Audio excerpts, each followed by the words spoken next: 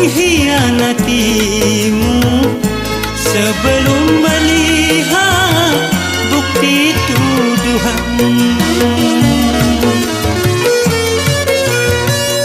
Pantaskah kau pergi tanpa seizinku, lalu kau kembali ke orang tuamu?